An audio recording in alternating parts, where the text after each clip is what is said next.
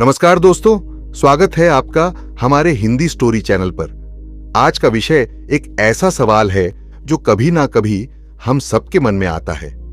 क्या किसी की अकाल मृत्यु पहले से तय होती है और क्या कम उम्र में अचानक मृत्यु के पीछे कोई आध्यात्मिक कारण है?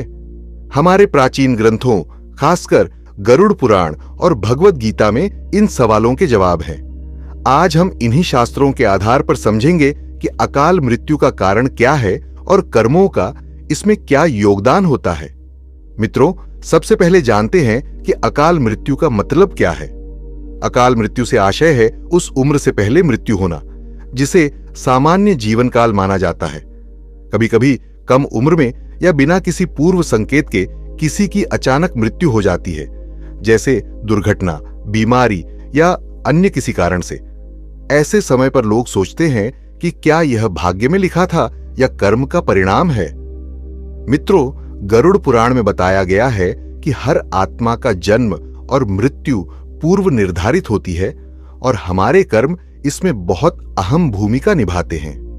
गरुड़ पुराण के अनुसार जब किसी व्यक्ति का पुण्य समाप्त हो जाता है तो उसकी उम्र या जीवन में अनहोनी घटनाओं की संभावना बढ़ जाती है। इसमें यह भी कहा गया है कि हमारे कर्मों का फल हर जन्म में हमें भोगना पड़ता है, चाहे वह सुखद हो या दुखद। भगवद गीता में कर्म और भाग्य का संबंध बताते हुए श्री कृष्ण कहते हैं, कर्मण्येवाधिकारस्ते मा फलेषु कदाचन। इस श्लोक का अर्थ है कि मनुष्य का अधिकार केवल कर्म करने में है, फल पर नहीं। इसका मतलब यह है कि हम अपने कर्मों के द्वारा ही अपने भविष्य को आकार देते हैं, लेकिन कभी कभी अतीत के कर्म भी हमारे जीवन के किसी खास समय में उभर कर आते हैं जो हमारी वर्तमान मृत्यु या घटनाओं को प्रभावित करते हैं। अब गरुड़ पुराण के अनुसार अकाल मृत्यु के पीछे प्रमुख कारण क्या होते हैं? मित्रों, यह ग्रंथ बताते हैं कि अकाल मृत्यु 3 मुख्य कारणों से होती है। 1, अशुभ कर्मों का संचित फल। अगर कोई व्यक्ति अनजाने या जानबूझकर पिछले जन्मों में बुरे कर्म करता है तो उसका फल इस जन्म में कभी भी उभर सकता है। 2, पुण्य समाप्त होना। जैसे जैसे हमारा पुण्य समाप्त होता है वैसे वैसे हमारे जीवन पर विपरीत प्रभाव पड़ सकते हैं। इससे हमारा स्वास्थ्य, सुरक्षा और लंबी उम्र प्रभावित हो सकती है। 3, जीवन में संतुलन की कमी। गरुड़ पुराण के अनुसार अगर हमारे जीवन में संतुलन नहीं होता, जैसे कि हम किसी न किसी चीज में अति कर जाते हैं, तो इसका असर हमारी मानसिक और शारीरिक ऊर्जा पर पड़ता है। मित्रों, भगवद गीता में श्री कृष्ण ने हमें जीवन और मृत्यु के चक्र के बारे में समझाया है। वे कहते हैं, जातस्य हि ध्रुवो मृत्यु ध्रुवम जन्म मृतः। इस श्लोक का अर्थ है कि जिसने जन्म लिया है उसकी मृत्यु निश्चित है और जो मरा है उसका पुनर्जन्म निश्चित है। इस श्लोक का गहरा अर्थ यह है कि हमारा जीवन मरण का चक्र हमारे कर्मों पर निर्भर करता है। कोई भी घटना अचानक नहीं होती। अगर कोई कम उम्र में ही दुनिया से चला जाता है तो यह उसके पिछले कर्मों का संचित प्रभाव हो सकता है। तो क्या अकाल मृत्यु को रोका जा सकता है? गरुड़ पुराण के अनुसार हमारे अच्छे कर्म और आध्यात्मिक जीवन शैली हमें सुरक्षा प्रदान करते हैं। मित्रों, यहां मैं कुछ सुझाव या उपाय बता रहा हूं जो हमें अकाल मृत्यु से बचाने में सहायता कर सकते हैं। 1, दान और पुण्य।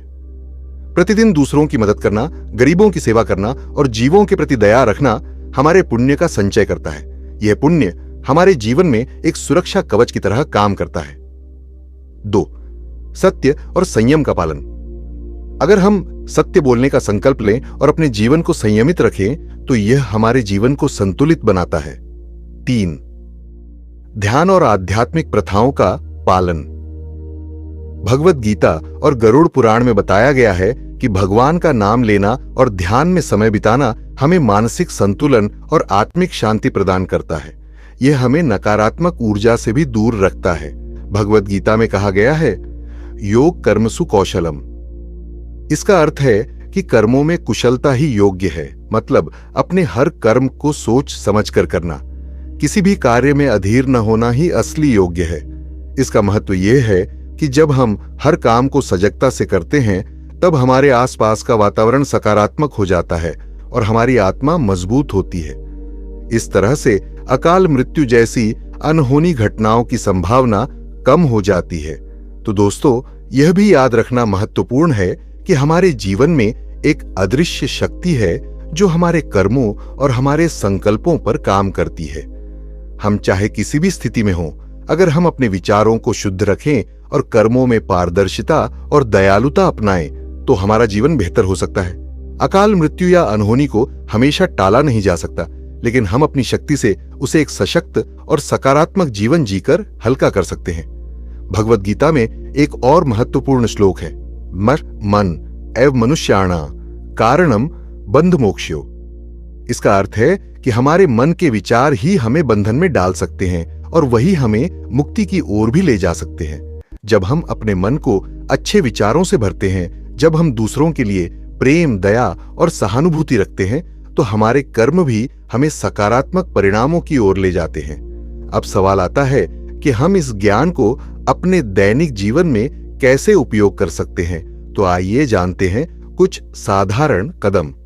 1. ध्यान, मेडिटेशन। प्रतिदिन कुछ समय ध्यान में बिताना, जिससे हमारे मन की शक्ति बढ़ती है और विचारों में स्पष्टता आती है। इससे हमारे कर्मों में भी स्थिरता आती है। 2. संयमित आहार और जीवन शैली, बैलेंस्ड डाइट एंड लाइफस्टाइल। हमारे शरीर और मन का सीधा संबंध है। संतुलित आहार और नियमित जीवन शैली से हमारा मन और शरीर दोनों स्वस्थ रहते हैं। इससे हमारे ऊर्जा स्तर संतुलित रहते हैं और हम हर परिस्थिति का सामना करने में सक्षम होते हैं। 3. समाज के प्रति दया और सेवा भाव, kindness and service. Garuda Purana में सेवा को विशेष स्थान दिया गया है। समाज के प्रति प्रेम और सेवा का भाव हमारे जीवन में पुण्य का संचित संग्रह बनाता है, जिससे हमारा जीवन अधिक सार्थक और सुरक्षित हो सकता है। 4. सद्भावना और शांति, गुडविल एंड पीस। हमारे विचार ही हमारे कर्म बनते हैं, इसलिए अपने विचारों को सकारात्मक और शांत रखने का प्रयास करें। जब हम गरुड़ पुराण और भगवद गीता जैसे ग्रंथों में दिए गए ज्ञान को अपने जीवन में अपनाते हैं, तब हमें यह समझ में आता है कि जीवन और मृत्यु का रहस्य बहुत गहरा है। हमारी सोच और कर्म जीवन के हर पहलू में प्रभाव डालते हैं। आखिर में यह कह सकते हैं कि चाहे अकाल मृत्यु हो या अन्य कोई अनहोनी, हमें कभी भी अपनी आस्था को कमजोर नहीं होने देना चाहिए। कर्मयोगी बने और जीवन को हर दिन एक नए दृष्टिकोण से देखें। हर सुबह नई ऊर्जा और नई सोच के साथ उठे और इस अद्भुत जीवन को पूरी तरह जिए। तो दोस्तों, गरुड़ पुराण और भगवद गीता हमें यही संदेश देते हैं कि जीवन और मृत्यु का समय निश्चित हो सकता है, लेकिन हमारे कर्म और आध्यात्मिक प्रथाएं हमारे जीवन को प्रभावित करने की शक्ति रखती हैं। इसलिए हमें अपने कर्मों को सकारात्मक और संयमित रखना चाहिए।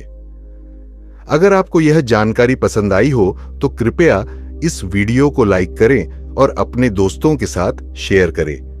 कमेंट करके बताइए कि क्या आप भी कभी इस विषय पर सोचते हैं। अगले वीडियो में हम ऐसे ही रोचक विषयों पर चर्चा करेंगे। यद्यपि देत्र जन्हा इस श्लोक का अर्थ है कि जिस तरह के आचरण और कर्म श्रेष्ठ व्यक्ति करते हैं, वही समाज के लोग भी अनुसरण करते हैं। तो हम भी एक आदर्श उदाहरण बने और अच्छे कर्म करते रहे, क्योंकि यही हमारे जीवन का असली उद्देश्य है। धन्यवाद और जय श्री कृष्ण। अधिक जानकारी के लिए हमारे चैनल को सब्सक्राइब करें और बेल आइकन जरूर दबाएं, ताकि हर नए वीडियो की सूचना आप तक पहुंच सके।